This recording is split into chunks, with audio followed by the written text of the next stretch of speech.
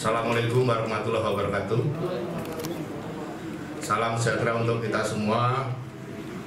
Yang kami hormati Bapak Deputi Koordinasi Bidang Penanggulangan Kemiskinan dan Perlindungan Sosial, Kementerian Koordinator Bidang Pembangunan Manusia dan Kebudayaan Republik Indonesia, Pak Tusni.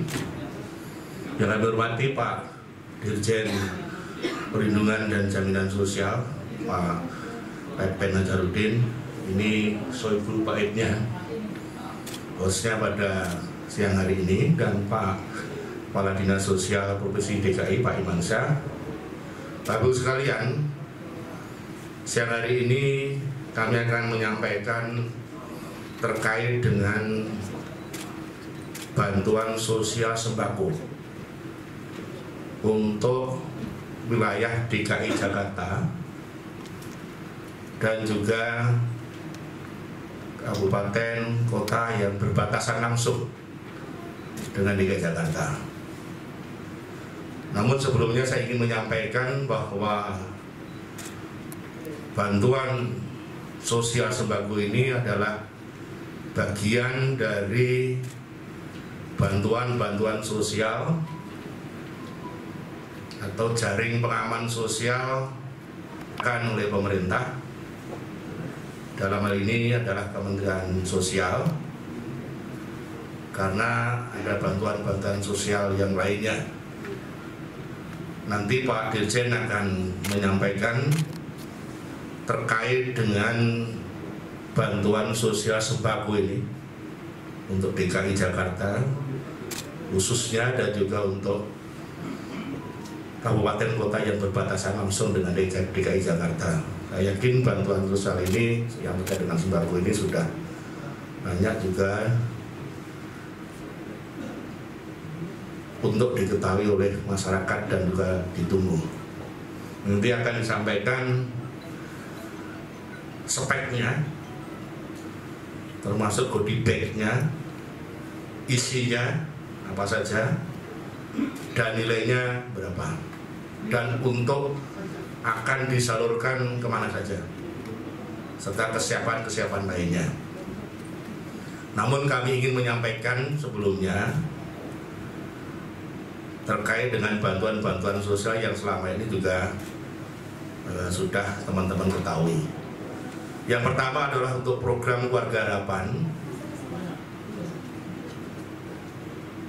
dan program sembako, atau sebelumnya disebut sebagai bantuan pangan non tunai.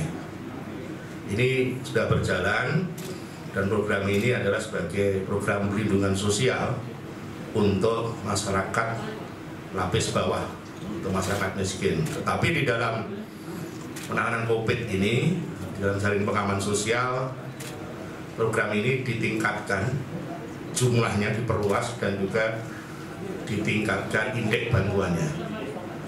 Untuk yang PKH dari 9,2 juta keluarga menjadi 10 juta yang dibayarkan atau dicairkan setiap 3 bulan sekali atau 4 tahap. Mulai bulan April ini akan disalurkan setiap bulan,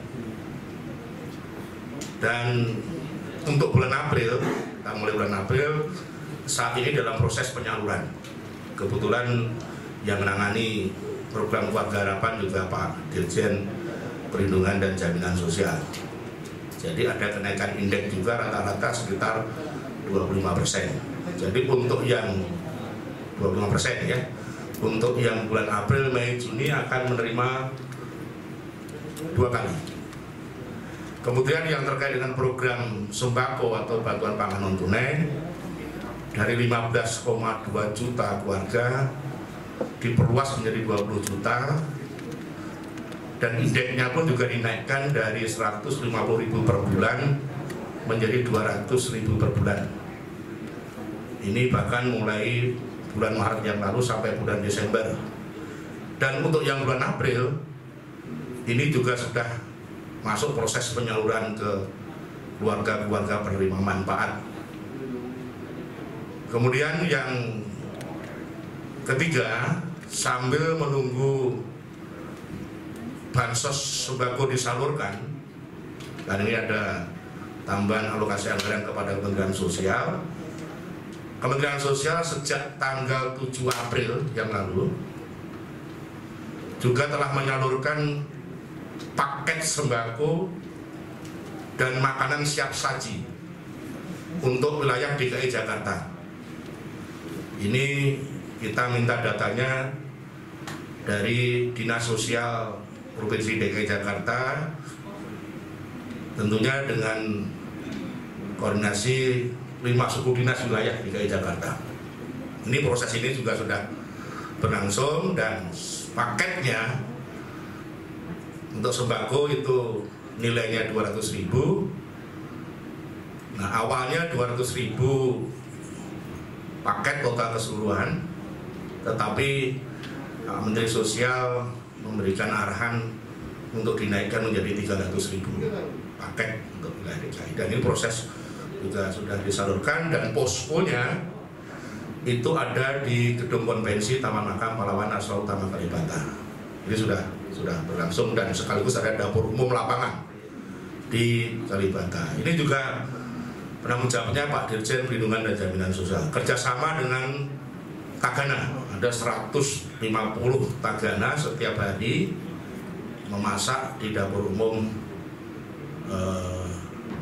lapangan, dipusatkan di Gedung Konvensi. Kita sudah salurkan untuk masyarakat yang terdampak COVID, juga dari berbagai komunitas, tetapi penyalurannya kita tidak melayani per individu, jadi dikoordinasi oleh Dinas Sosial dan juga dari berbagai komunitas. Nah, yang hari ini kita akan sampaikan bahwa kita sudah siap semuanya yang berkaitan dengan untuk bantuan sembako secara khusus yang dilaksanakan oleh Kementerian Sosial atas arahan Bapak Presiden kepada Bapak Menteri Sosial. Nah, nilainya setiap paketnya adalah 600.000, untuk DKI Jakarta 1,3 juta warga, dan untuk yang Bodetabek 600.000 nilainya, dan akan disalurkan teknisnya nanti Pak Dirjen akan menyampaikan. Dan untuk yang terkait dengan bansos tunainya kita juga sudah siapkan, dan insya Allah minggu depan juga sudah siap untuk dicairkan. Nah, untuk yang hari ini kami akan menjelaskan secara khusus, secara rinci, secara detail terkait dengan bantuan sosial sembako ya untuk DKI Jakarta dan juga kabupaten kota perbatasan DKI Jakarta. Silakan Pak Dirjen.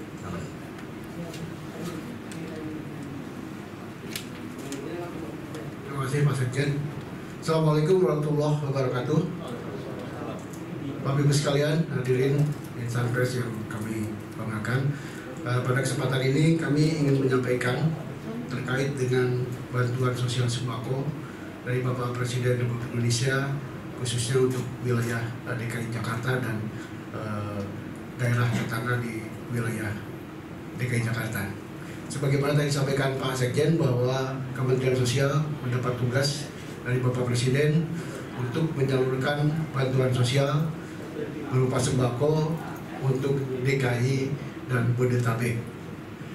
Tadi disampaikan bahwa sembako ini nilainya 600.000, diberikan selama 3 bulan, mulai bulan April ini, April, Mei, Juni.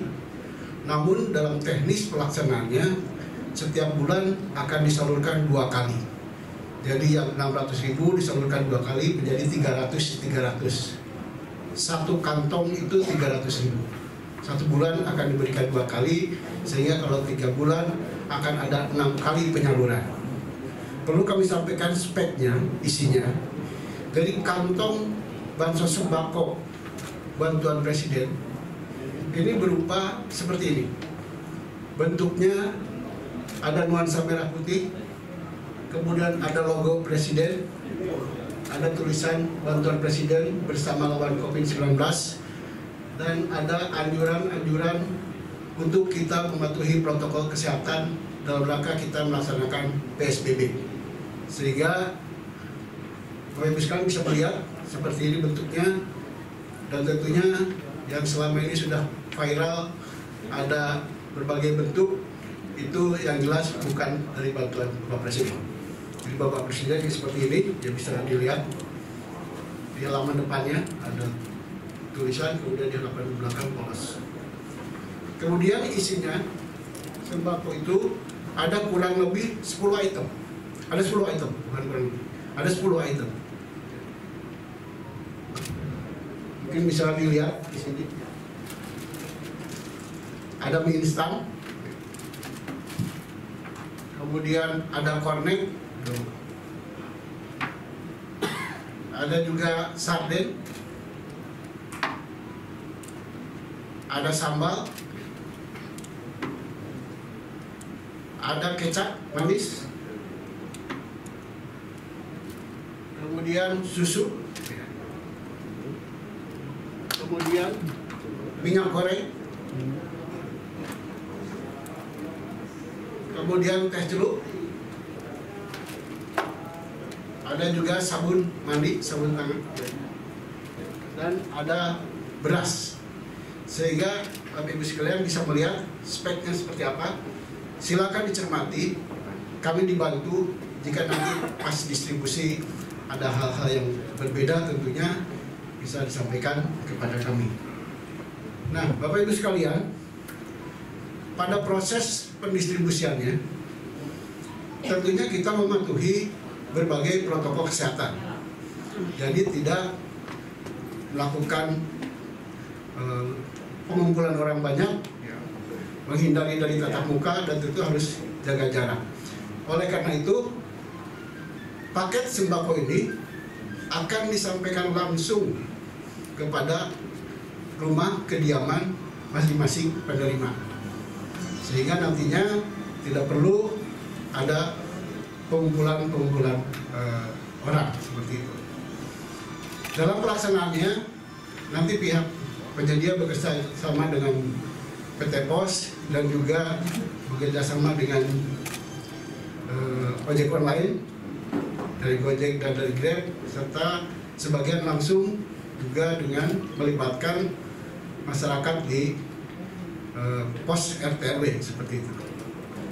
Nah, pada pelaksanaannya nanti, terutama yang terkait dengan distribusi oleh ojek online, itu juga sifatnya tidak menunggu, tapi langsung nanti PT Pos akan menginjek data KPM yang harus diantar, sehingga tidak harus ojek online itu berkerumun menunggu permohonan permintaan seperti melakukan bidding seperti biasanya seperti itu.